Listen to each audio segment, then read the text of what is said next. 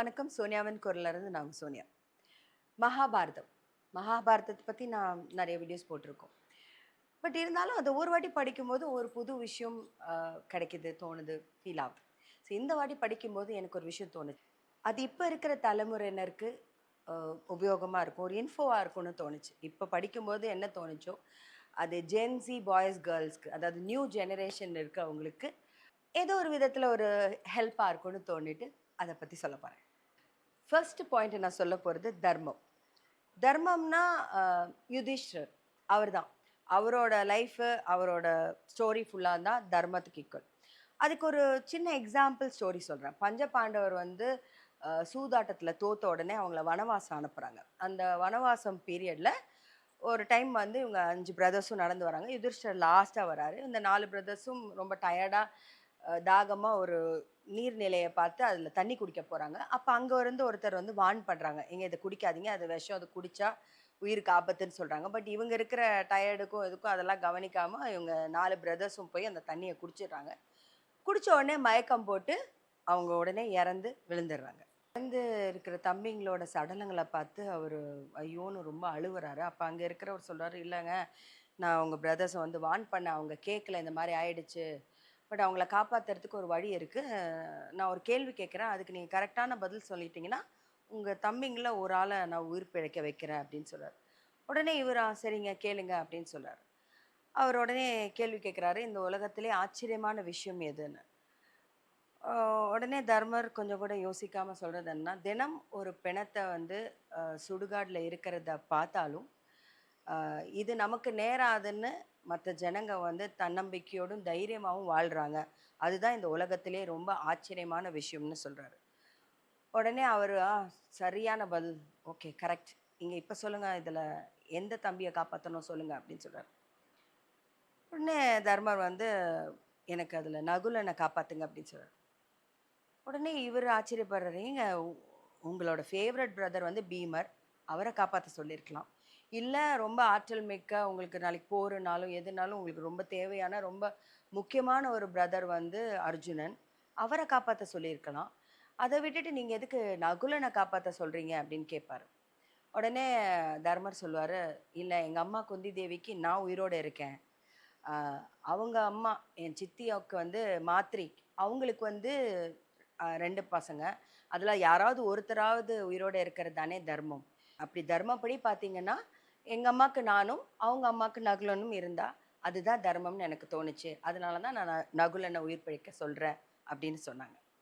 உடனே இவரு வந்து ரொம்ப ஹாப்பி ஆயிடுறாரு. இந்த சொன்னவர், கேள்வி கேட்டவர். அவர் உடனே அவரோட உண்மையான உருவத்த கொண்டு வர, அவர் தான் தர்மதேவன். அவர் சொல்றாரு, நான் தான் தர்மதேவன்.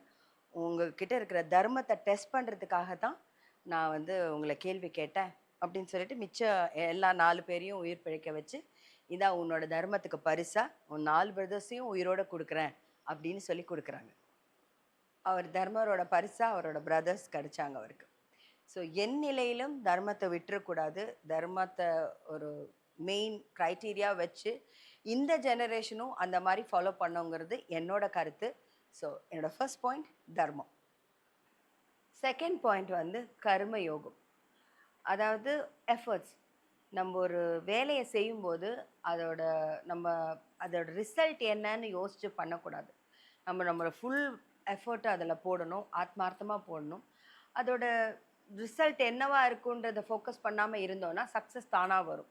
அதாவது கிருஷ்ண பரமாத்மா வந்து அர்ஜுனனுக்கு கீதா உபதேசம், அதாவது பகவத்கீதையோட சாராம்சமே இதுதான். "நீ உன் கடமைய முழு மனதா செய். பலனை எதிர்பார்க்காத." அதில வெற்றி, தோல்வி மேல ஃபோக்கஸ் பண்ணனா, அது உனக்கு ஒரு ஸ்ட்ரெஸ் குடுக்கும். அது என்ன?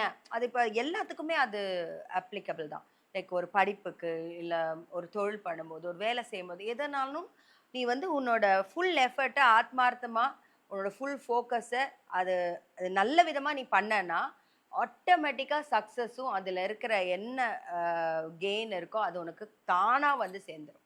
ஸோ இந்த ஜெனரேஷனுக்கு என்ன பொறுத்தவரைக்கும், நான் இது வந்து அவங்களுக்கு ரொம்ப, ரொம்ப, ரொம்ப முக்கியம்னு நெனைக்கிறேன். ஸோ இந்த மாரி அ என்ன ரிசல்ட் ஆகும்? நம்ம அது எப்படி வரணும்? அத பத்தி யோசிக்காம, நம்ம முழு மனதா நம்ம செய்ய வேண்டிய கடமைய அ ஆத்மார்த்தமா செஞ்சோம்னா, அதுக்கான பலன் கண்டிப்பா அவங்களுக்கு கிடைக்கும்ன்றது என்னோட கருத்து. 3வது பாயிண்ட்.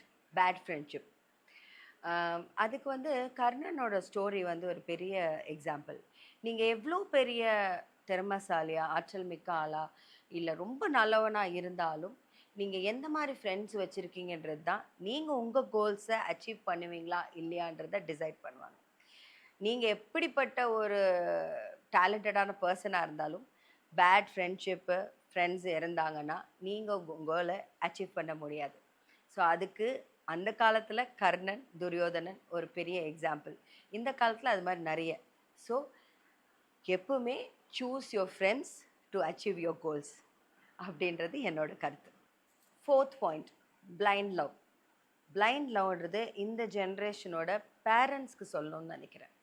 மகாபாரதத்தில் திருதராஷ்டிரோட கதாபாத்திரம் அதுக்கு ஒரு மிகப்பெரிய எக்ஸாம்பிள். அவரோட கண்மூடித்தனமான ஒரு பையன் மேலே இருக்கிற கண்மூடித்தனமான பாசம், அவன் என்ன தவறாக நடந்துக்கிட்டாலும் அவனோட நடவடிக்கையெல்லாம் சரி என்னன்னாலும் அவரோட அன்புக்காக அவர் பையன் மேலே வச்சிருக்கிற குருட்டு நம்பிக்கையினால அவர் வந்து அவர் தடுக்காம அவர் எதுவுமே சொல்லாம அவர் அதை அப்படியே அவனை சப்போர்ட் பண்ணிட்டே போறாரு. கடைசியில அது துரியோதனோட உயிரையே எடுக்கிற அளவுக்கு போயிடுது. அது எந்த வித நல்லதும் பண்ணல. இந்த காலத்து பேரண்ட்ஸ் அதை கொஞ்சம் அதிகமா நம்ம எல்லாருமே அதை பண்றோம். பட் இந்த காலத்து ஜென்ரேஷன் அது ரொம்ப பண்றாங்க. ஒண்ணு அவங்க கெட்டு போய் கடைசி வரைக்கும் அவங்களுக்கு நிறைய விஷயம் தெரியாம இருக்கு. இல்லைன்னா பிள்ளைங்க வந்து நம்ம கிட்ட கோச்சுப்பாங்களோ, இல்லை நம்ம கிட்ட பேசாம இருந்துருவாங்களோ, இல்லைன்னா இன்னும் கூட கடந்து சிந்திக்கிறாங்க. இப்பெல்லாம் அவங்க ஏதாவது தவறான முடிவுகள் எடுத்துருவாங்களோன்னு அந்த அளவுக்கு பிள்ளைங்களும் இந்த ஜென்ரேஷன் ரொம்ப சென்சிட்டிவாக இருக்காங்க.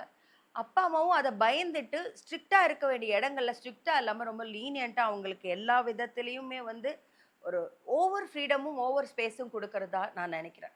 அது இல்லாமல் கொஞ்சம் நீங்கள் ஒரு 2 ஜென்ரேஷனுக்கு முன்னாடி பார்த்தீங்கன்னா, அப்பா அம்மா கிட்ட அடி வாங்காத பிள்ளைங்களே இருக்க முடியாது. வாத்தியார் கிட்ட அடி வாங்காத பிள்ளைங்களே இருக்க முடியாது. ஆனா இப்போ வாத்தியார், அப்பா அம்மா எல்லாருமே அடிக்கிறதுக்கு இல்ல, கண்டிச்சு சத்தம் போட்டு ஸ்ட்ரிக்ட்டா பேசுறதுக்கு கூட ரொம்ப பயப்படுறாங்க.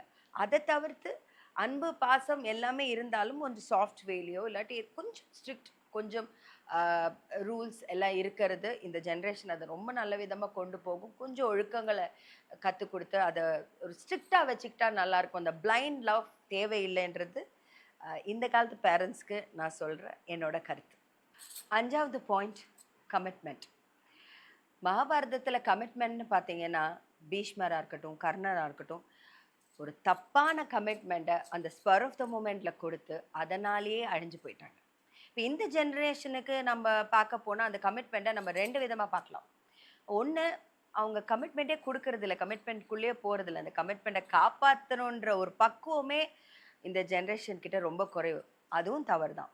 இன்னொன்னு, கமிட்மெண்ட்ட யாருக்கு குடுக்கணும்? எதுக்கு குடுக்கணும்? அது குடுக்கணுமா? வேண்டாமா? இதான் கமிட்மெண்ட்ட குடுத்துடுறாங்க. அந்த கமிட்மெண்ட்ட குடுத்து அத காப்பாத்துறதுக்குள்ள போய் அவங்க ஏதாவது பிரச்சனைக்குள்ள மாட்டிக்கிட்டு, அது அவங்களுக்கு ரொம்ப ப்ராப்ளமா போய் முடியுது. ஸோ, எப்பவுமே கமிட்மெண்ட்னு ஒண்ணு குடுத்தா, அத கண்டிப்பா காப்பாத்தணும். அந்த கமிட்மெண்ட்டுக்கு கமிட்டடா ரொம்ப கரெக்ட்டா இருக்கணுன்றது மிகப்பெரிய விஷயம். அதே சமயத்துல, அந்த கமிட்மெண்ட் குடுக்கணுமா? வேண்டாமான்னு ஒண்ணுக்கு ஒரு 100 தடவ யோசிச்சு பாருங்க. அந்த கமிட்மெண்ட் யாருக்கு கொடுக்கணும்? எதுக்கு கொடுக்கணும்? என்னதுக்காக கொடுக்கணும்? இதனால நமக்கு எந்த விதத்துல பாதிப்பு வருதா? இல்லையான்றத நல்ல விதமா யோசிச்சு, அந்த கமிட்மெண்ட் கொடுக்கறது நல்லதுன்றது என்னோட கருத்து. 6வது மோஸ்ட் இம்பார்ட்டன்ட் பாயிண்ட், ஜெலசி. மகாபாரதத்துல துரியோதனன் இந்த பொறாமையினாலையும், அத்தியாகிரகத்தினாலையும் அவரு செய்த தவறுகளும் அவர் அழிஞ்சே போயிட்டார். இந்த ஜென்ரேஷனை பொறுத்த வரைக்கும் இந்த ஜென்ரேஷன்ல அந்த காலத்துலேருந்தே இருக்கு. பட் இப்போ அது கொஞ்சம் டூ மச்சாவே இருக்கு. அதாவது பக்கத்து வீட்டில் ஏதாவது வாங்கினாங்கன்னா உடனே அவங்க அதை வாங்கிட்டாங்க, நம்மளும் அதை வாங்கணும். இல்லைன்னா நமக்கு தெரிஞ்சவங்க இல்லை சொந்தக்காரங்க அவங்க பண்ணிட்டாங்க, ஒரு மொபைல் வாங்கிட்டாங்கன்னா நம்ம அதை பார்த்து நம்மளும் அது வாங்கணும், இல்லை அதை விட மேலே ஏதாவது வாங்கணும்னு நினைக்கிறது. கிளாஸ் ரூமில் ஒருத்தங்க யார் எதை பண்ணாலும் அதை பார்த்து பொறாமப்படுறது. ஒன்று அவனை விட நம்ம நல்லா பண்ணணும்னு பொறாமையில நினைக்கிறது. ஸோ ஒரு காம்படிஷன்றது ஒரு ஹெல்தியாக இல்லை. ஸோ போட்டி இருக்கலாம், பொறாமை இருக்கக்கூடாது. அதே மாதிரி இப்போ பார்த்தீங்கன்னா மார்க்கெட்டிங் ஸ்ட்ராட்டஜியில் வந்து ஒரு புது விஷயமே ஒன்று ஃபாலோ பண்ணுறாங்க. க்ரீட் ஃபேக்டர்னு ஒன்று கொண்டு வராங்க. இப்போ பால்மேன் டிஷர்ட்ஸ் எல்லாம் அப்படி தான். லைக் அவங்க ஒரு பல்காக ஒரு 1000 டிஷர்ட்ஸ் வந்து செலிபிரிட்டிஸ்க்கு விற்று அதை காமிச்சு அவங்க ப்ரைஸை ஹைக் பண்ணி பொதுமக்களுக்கு விற்றுட்டாங்க. ஸோ இப்படி பொறாமைனால அது எப்படியுமே அது வந்து ரொம்ப அன்ஹெல்த்தியான விஷயம். கிரீடு, பொறாமை. நம்மளோட நமக்கு என்ன வேணுமோ அத ஹெல்தியா யோசிச்சு நம்ம அத நோக்கி பயணிக்கிறது, அத நோக்கி போறது தான் ரொம்ப அதிகம். மத்தவன் அத பண்ணிட்டான், அது அவனுக்கு போட்டியா அவன விட பண்றதுக்காக பண்றது இல்லாம, நமக்கு எது வேணுமோ, நமக்கு எது நீடடோ, நமக்கு ஹெல்தியா இருக்கிற விஷயங்கள். அதாவது நம்ம மென்டல் ஹெல்த்தா இருக்கட்டும், இல்ல பிசிக்கல் ஹெல்த்தா இருக்கட்டும், நம்ம ஹாப்பினஸ்க்கும், நம்ம பீஸ்க்கும் எது சப்போர்ட் பண்ணுதோ, அத நோக்கி பயணிக்கிறது தான் நல்லது. இந்த ஜெனரேஷன் பொதுவா அது ரொம்ப அதிகபட்சமா நான் பார்க்குறேன். இத வந்து கார்ப்பரேட்ஸ் பார்த்தீங்கன்னா, நம்மளோட இந்த ஜெலசியும், கிரீடியும் ஒரு பெரிய பிசினஸ் ஸ்ட்ராட்டஜியாவே அத ஒரு டூலா யூஸ் பண்றாங்க. ஸோ கண்டிப்பா அது நம்மளோட ஹார்ட் ஒர்க்க கெடுத்துரும். நம்ம சேவிங்ஸ கெடுத்துரும். நம்ம முயற்சிகள கெடுத்துரும். ஏன் நம்ம வாழும் முறையே அது கெடுத்துரும். ஸோ கிரீட் அண்ட் ஜெலசி இது இல்லாம வாழ்ற ஒரு நல்ல ப்ராஸ்பரஸான, ஹேப்பியான, பீஸ்ஃபுல்லான லைஃப் தான் இந்த ஜெனரேஷனுக்கு இருக்கணுங்கிறது என்னோட தாழ்மையான கருத்து. இது போல நெறைய கருத்துக்களோட நெக்ஸ்ட் வீடியோல உங்கள சந்திக்கிறேன். அதுவரைக்கும் நன்றி, வணக்கம்.